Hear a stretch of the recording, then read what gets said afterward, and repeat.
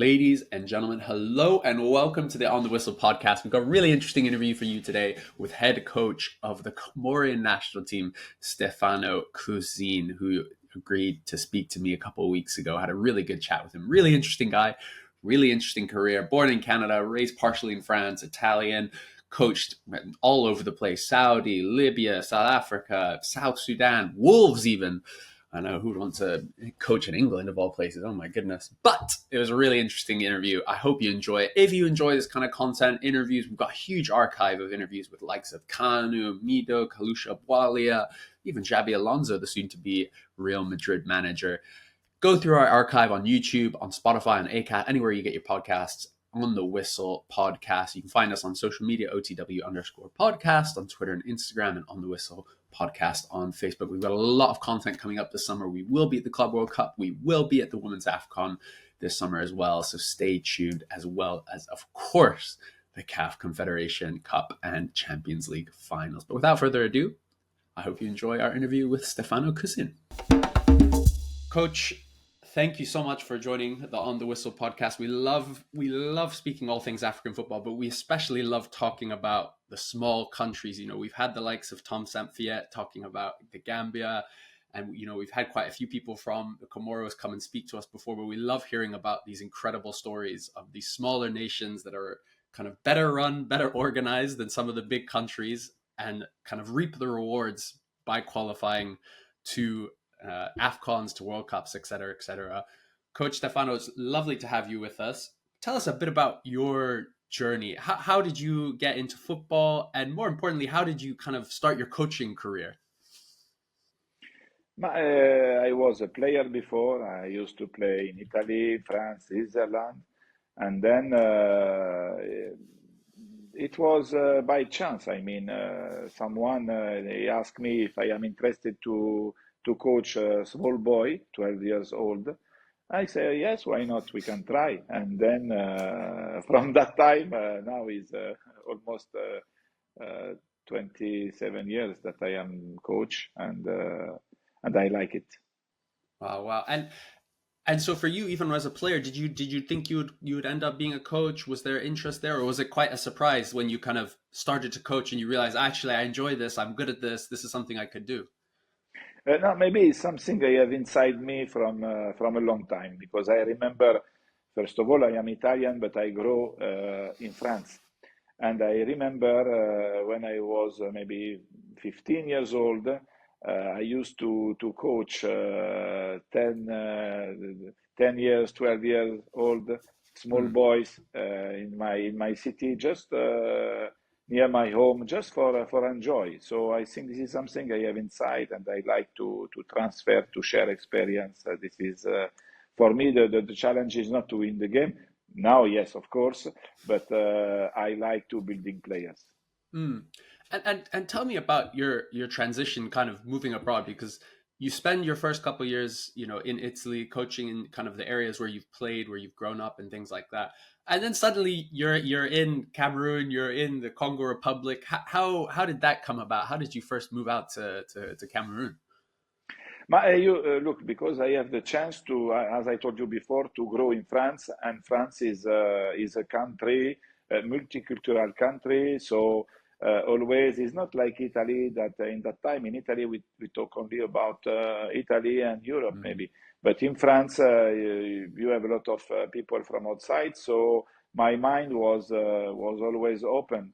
And even when I follow, for example, Bruno Metsu, the coach of Senegal in 2002 in Korea in the World Cup, something impressed me. And from that time, I say one day I want to play in the World Cup with African team. So I think every man has a destiny, and this is my destiny.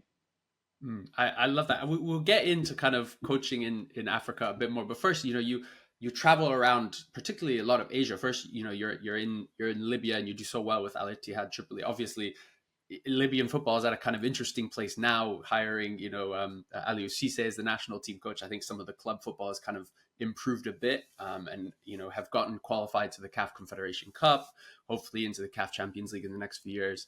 But you kind of travel around Asia, you know, in Saudi, UAE, Iran. What was your experience like of traveling around in Asia as well? Because you have a huge mix. Obviously, Al Nasser, Cristiano Ronaldo's current club. I'm sure things are very different then, but still a huge club. I mean, Al Nasser has always been a huge club in Saudi football, and then you go to Iran and even Palestine. What was your experience like of kind of traveling, and what were the things I suppose you learned and kind of brought with you as a coach who's now coached in so many different countries? First of all, because I am a curious of the life and I like Mm, to meet new people. I like to understand new culture, and this is something that I love it. I am very open-minded, and so every time when you go in one new country, I am always excited because it's a new language. Is You can eat different things, and you can see different mentality. So for me, always is important first to understand the country, to understand the mentality, and then to start to be a coach. But first of mm, all, I think it's not working. If you arrive, for example, in Palestine and you start immediately to be Italian only, you cannot have success. It's important to be Palestinian, it's important to be Iranian, it's important to be from Comoros, from mm. South Sudan. This is the way I think. And do you have a one country that you remember particularly fondly, kind of a favorite country you enjoyed living in, working in? Which was your favorite? But it's difficult to say because all the countries, maybe the only worst experience was in South Africa. This is the only difficult experience for me, for different point of view. Mm, But for example, even in Cyprus, in England, when I was in England, it was something unbelievable for the mm, stadium, for the energy, for the culture of football. Palestine, Iran, Comoros, because for me it's important the human side of mm, the experience. It's not only to win title. It's mm. important to have a good relationship with the players, with the president, with the fans. This is for me more important. And I want to ask you about just briefly about that period at Wolves, because you went there with Walter Zenga, who I know you're very good friends with. You worked a lot with. You worked with in Saudi and things like that.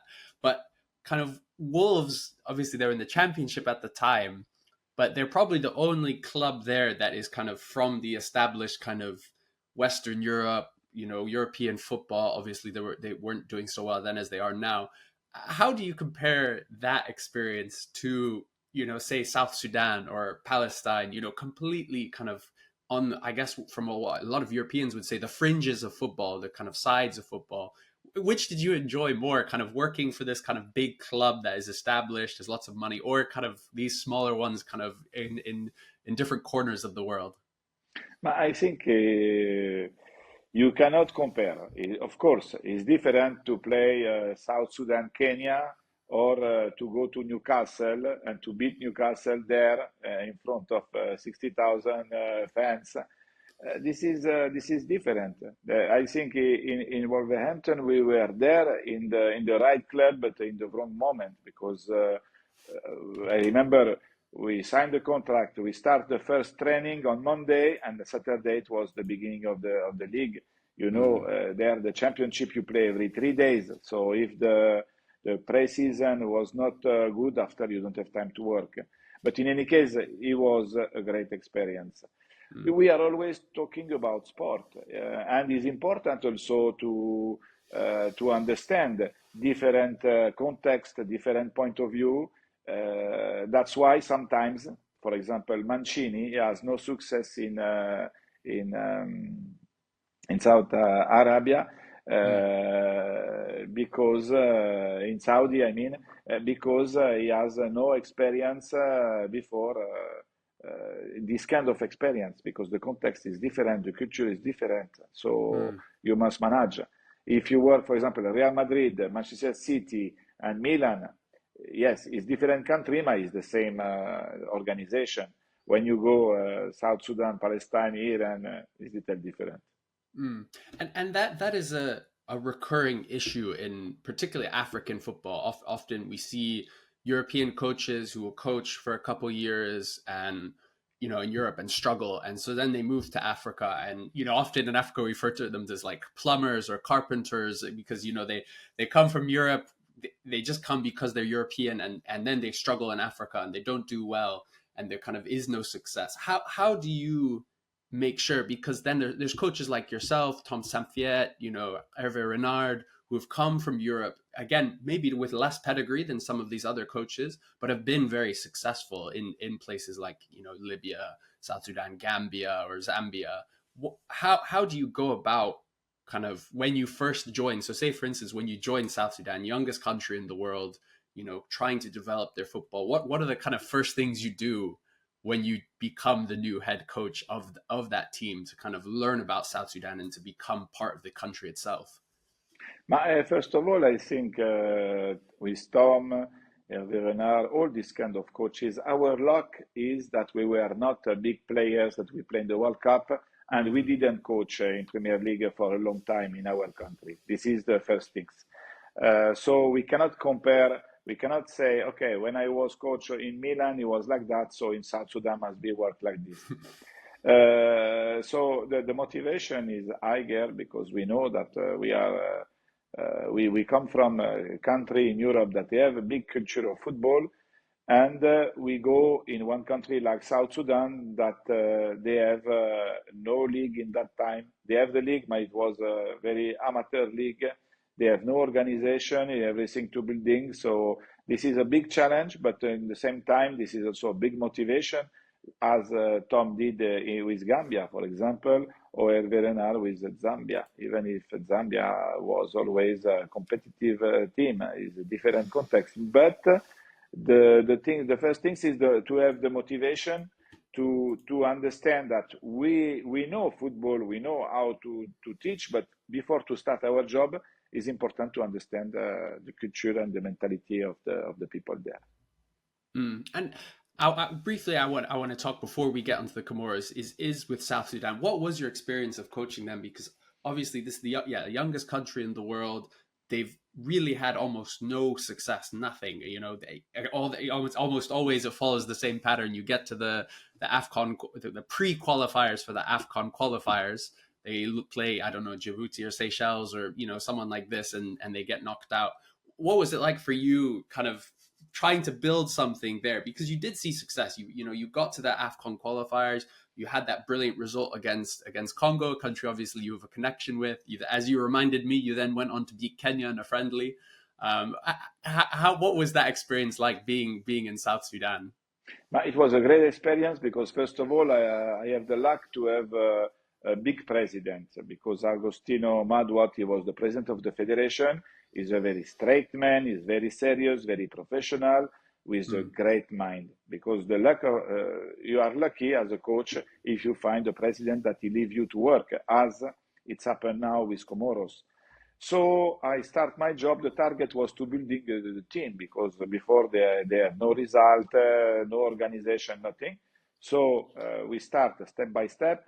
At the end, we won the 40% of the game we play, and this is something unbelievable for the first time. We scored 4 goals away. For the first time, we beat Congo away. And this is something great. For the first time, we beat Kenya. We draw against Sudan. In that time, Sudan was big team. So I think we did a great job. But the problem is that politically they didn't follow. They didn't help the federation. So I remember that, for example, after we won against Congo. It was the second game in Tanzania because we have no stadium in South Sudan, and the government, they forget us in Brazzaville. So we stayed 3 days waiting plane for go to Tanzania to play the game, and we arrive at the end in the morning of the game. So this is something that you cannot make if you are small and you are building the team. You cannot make, and it's very sad because I believe that in that time we were able to beat again Congo and to have a chance to qualify for the AFCON. So But politically, they didn't believe in football. They invest all the money in basket, so it was very difficult. Yeah, I imagine South Sudan is such a unique kind of country in that. Whereas, yeah, unlike almost every other African country, football isn't the top sport. Obviously, you have Luol Deng and these kind of legends who are actually playing in the NBA, etc. Coach, let's move on to Comoros. How did that happen? How did you get involved with the Comoros? What was that process like? Because after 2 years in South Sudan, they asked me to continue, but for the problem that I told you before, I was not interested to continue the job. Mm. And my agent told me there is two national teams, they are interested in you. One of these was Comoros. I remember Comoros in Cameroon because I was there for the AFCON.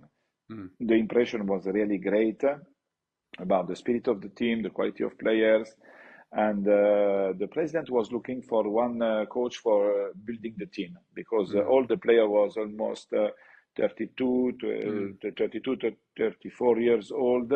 So it was important to start to keep maybe 7, 8 players and to rebuilding the team. He saw Mm. my job in South Sudan, so he was thinking that I was the right man for do this.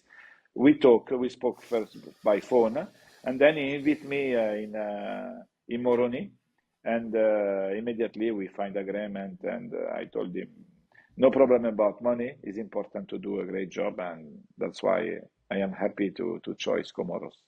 Mm. And the Comoros is such a interesting kind of football country, right? Because as I said, we've had the likes of Fouad Bashir on the podcast, who obviously was kind of there at the very beginning of the national team, 2011, when they kind of started a national team effectively. And he's talking about how when they first came to train in Moroni, there weren't even kits. They're all wearing like AC Milan or Marseille kits just to train. They didn't have any like kind of bibs, like jackets or even footballs. They had to go find their own, and then that progression to getting to that AFCON qualification in 2020, well, 2022, I suppose, under Amir Abdou. Obviously, he did such a brilliant job when he came in 2014, kind of transformed the team. But like you said, it was this one group, this kind of core team that had been there all the way through, mainly playing in the kind of lower leagues in France and second, third division. How has it been for you now taking over that team, because it's such a different team now? Now you still have a good chunk of those players playing in the lower leagues in France, but you also now have the likes of Said Bakari and these kind of players who are young, exciting players who are coming through at Lyon and Monaco, and then as well as you've got players kind of across Europe, spread across even those in Saudi, like Maulida I was watching the other day in the Saudi Pro League. What has that been like for you to kind of taking over from a country? Obviously, there was time between yourself and Abdou, and they didn't qualify for the AFCON in Ivory Coast.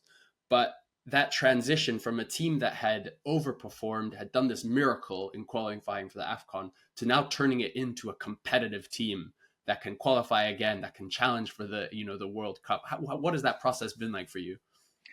First of all, I think you said something important. Amir Abdoui did a great job before me because he stayed a long time. It was hard to building the team in that time, and I think he put the base for continue the job. After Amir, he was another coach. He didn't success to qualify, but the team was old. Some players were playing in four division. When you have a 33 years old and you are playing in four division, you cannot continue. In my opinion, there is no way. So it was important to restart from the youth. So I keep 7, 8 players that they were there before, and I started to contact the B national player. I mean, the player they have a French passport, but Mm-hmm. the parents were from Comoros, and I start maybe to do something. Like I traveled to Berlin in Germany to speak with Maulida. In that time, he was in Hertha Berlin, and I convinced him to come. I told him we have a big project. Of course, I was not alone because it's not a job of one man. I have a team manager, I have a sport director. They are working with me. They have connection with players, with coaches, with director, And then we start to convince Rafiki Said, Warmed Omari. There is a long list of players. I think we bring 12 players, 12 new players. And not only experienced players, but even some youth, like Adel Mahmoud, that he were playing in the second team in Nantes, and now he's playing in the first team. So 21 years old. So I think the future is for Comoros, even if it's a small country, but we have something unique. Is first of all the spirit of the players, because they are really brother and they like to play together. And even we are lucky that the government and the federation, they are working very hard, and it's very simple to work with them. This is the difference between us and one great country, big name, that maybe they have a political problem, or they have people they involved in the selection of the players. That's why they didn't succeed. And this is something we talk about a lot on the show is in Africa, because there is kind of a bit more, I don't want to say chaos, but there's a bit more, things aren't as established, aren't as structured, and aren't all kind of uniform. Every country doesn't do it the same way. It means that for smaller countries who are well organized, they can now compete with the very best. And when countries like Nigeria or Ghana, for instance, don't do things properly, aren't properly organized, make mistakes, let the politics get involved, smaller countries can go and beat them, can go and be successful. And I think Comoros has kind of been a great example of that. Yeah, we've already mentioned the likes of Gambia, even ones like Tanzania, not necessarily the national team, but the club football. I mean, I'm wearing a Simba shirt right now, where they've been able to get that success when you see kind of implement these structures, implement the right way of doing things. Which I want to talk about those first games in Moroni, because unfortunately you haven't actually been able to play many matches in Moroni.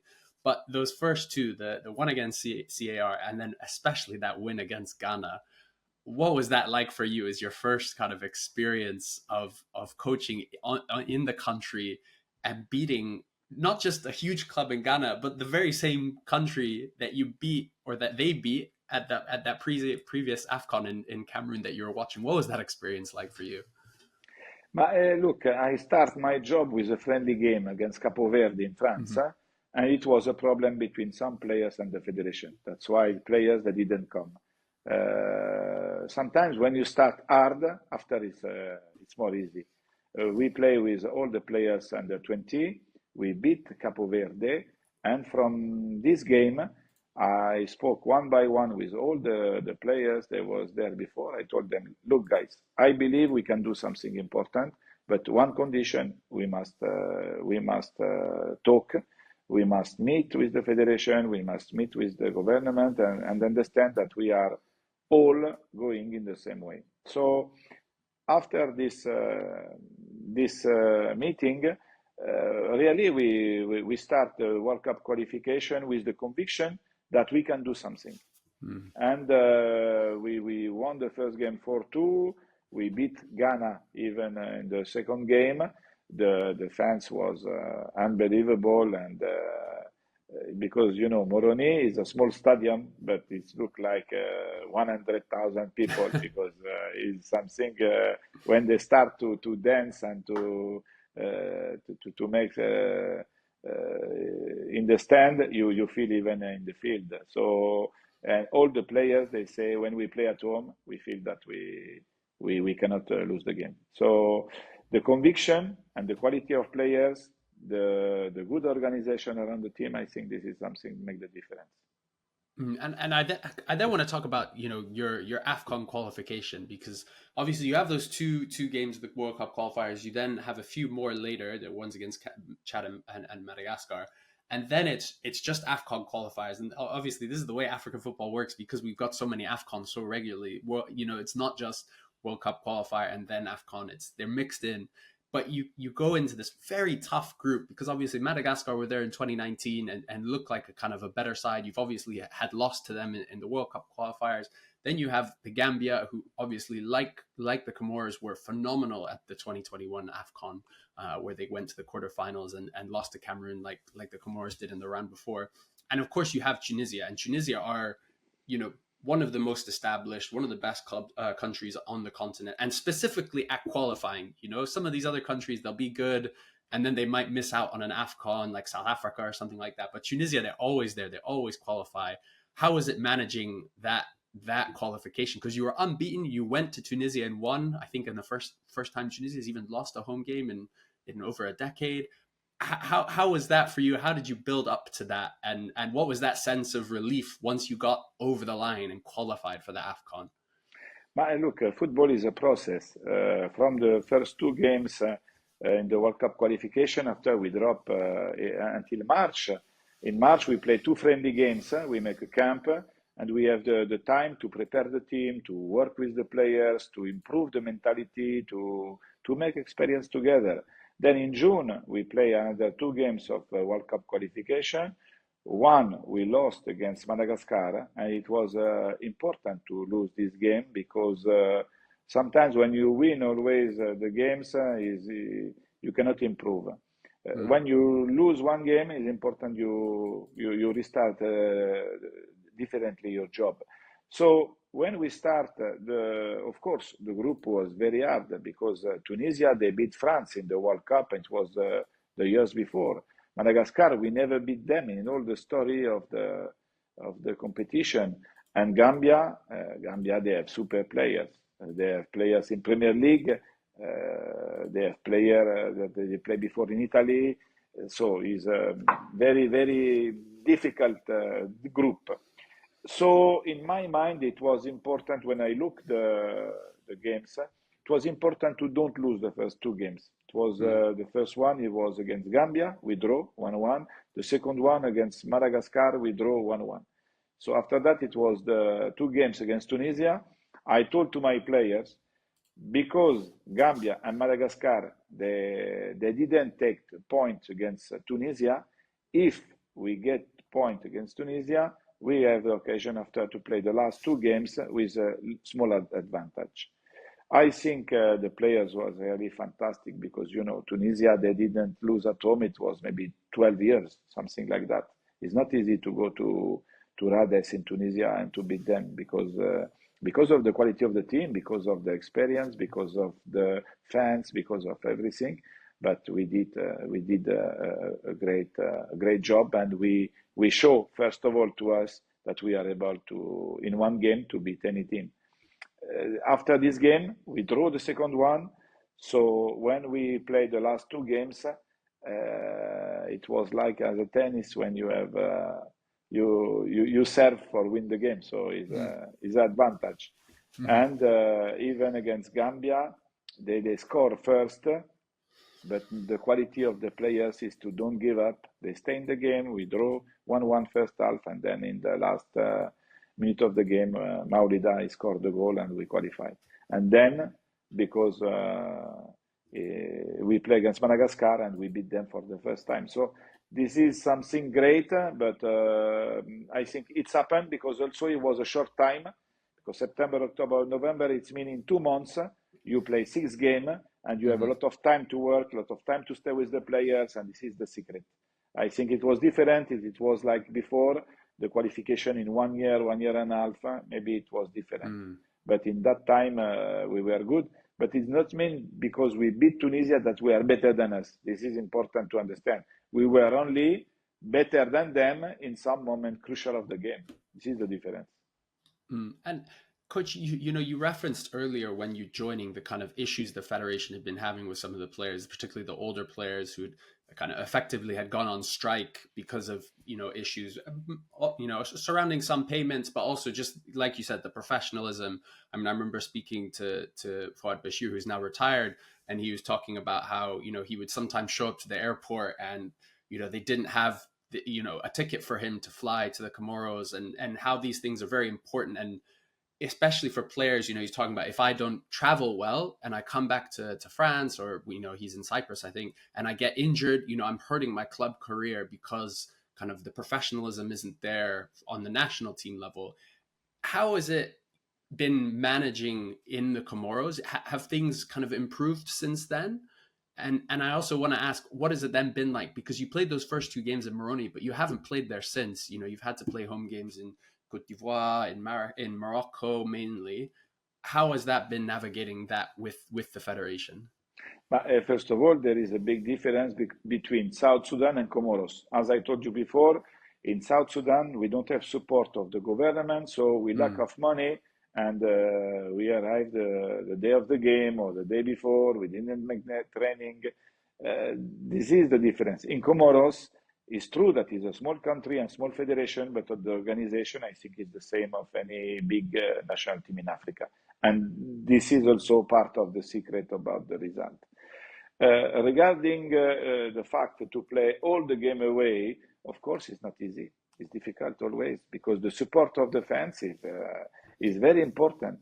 Is very important. But in the same time, before I start my job, the problem of this team was away. It was difficult to win games away. So I think this challenge show us that we are able to make results even if we are not in Moroni. mm. And you say it's away, but it's away in Morocco, and obviously Morocco is where the AFCON is going to be, building up to it. And one of the reasons I'm so excited for the AFCON in December and January coming up is because of Morocco's proximity to Europe. So a lot of the diaspora can travel there who couldn't, say for instance, to Cote d'Ivoire to Cameroon. I mean, even for me flying from the UK to Cote d'Ivoire for the last AFCON, it was very expensive.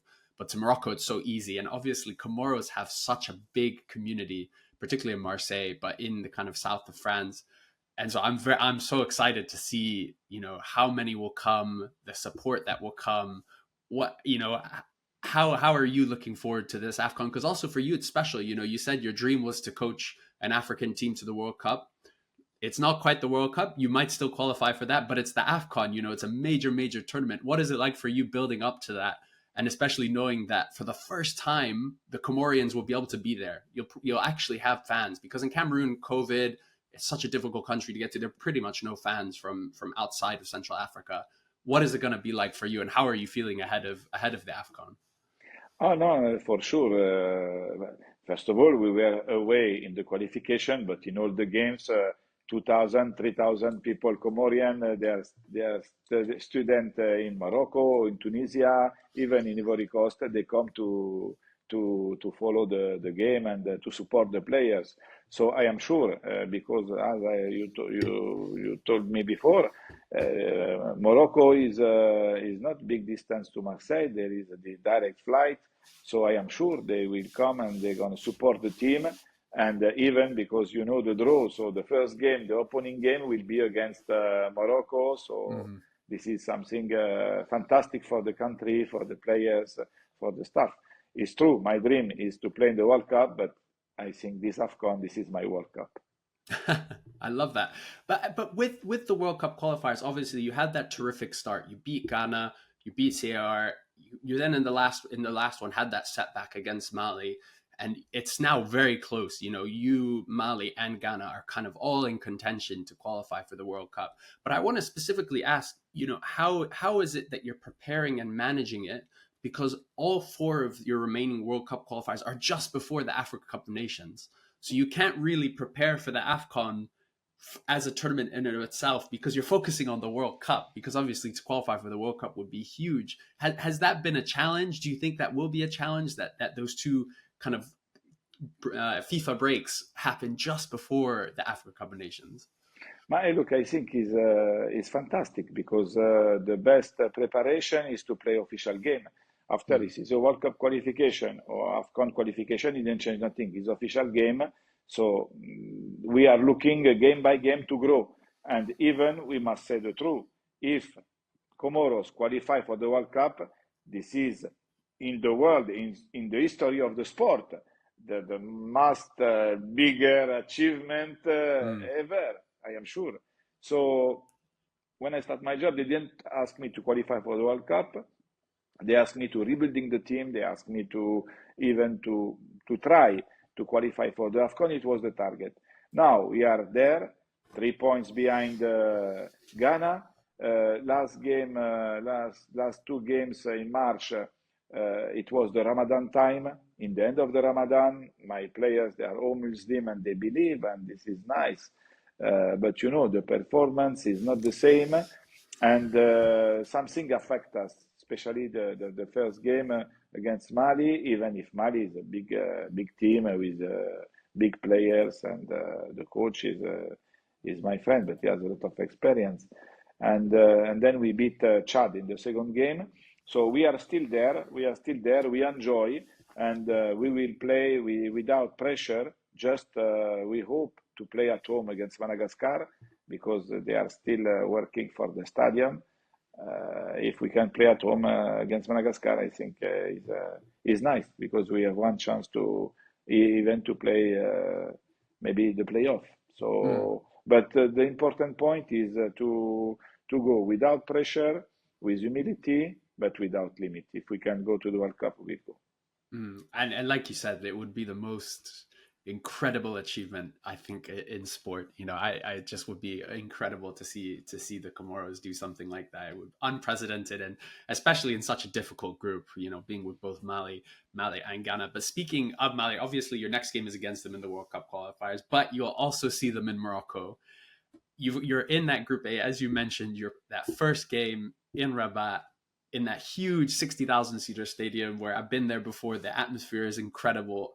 We know Morocco will bring so much passion and heat to it, but you're also in such a difficult group. Morocco, Zambia, Mali. That is such a tough group for you guys to have to kind of come back into for the AFCON in December and January. For you as a coach, how do you judge that? Because for all three of those games, you'll be the underdogs. You won't be expected to win anything. Maybe get a draw against Zambia. I don't know.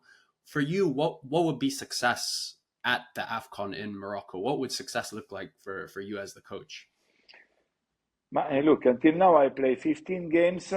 Only Chad was worse than us in the FIFA ranking. So all the team we played were better than us. I mean, in the FIFA ranking. Even the group with Tunisia, Madagascar, and Gambia, it was very tough group. So this is my life. This is my life. Nothing is easy. And now is 20 years. I am professional coach, and always it was difficult. Always I cannot say I have no luck. I can say it's tough. Of course, it's tough, because in the group you play against Morocco. Is not only the best team in Africa, but is one of the best in the world. 2 days ago, I was looking Paris Saint-Germain, Hakimi. I mean, you have Ibrahim Diaz, you have players that they are playing really in the best league, in the best club in the world. They play at home in front of their fans. So this is something like Everest. But in the same time, this is football, and you must believe that in football everything is possible. We don't have a special target. Our target was to be to the AFCON. We qualify. Now everything is coming. Is something welcome and beautiful. So we know that even because Morocco, Zambia, and Mali, and us, everybody won the group stage for the qualification to AFCON. It's mean all they are a great team. And it will be not easy, but in the same time, we have still 8 months to work. Now in June, we have friendly games. After, as you mentioned before, September, October, maybe November, we never know, games. And this is the best preparation to work game by game and to grow. Coach, I'm so excited for you, for the Comoros. I cannot wait to be there in Rabat in December to watch that opening game, and hopefully, inshallah, Comoros can come away with the result against Morocco. But it'll be a big test. Coach, thank you so much for your time. We really appreciate it. We love hearing your insights on such an amazing career and what such an amazing country in the Comoros. Thank you so much.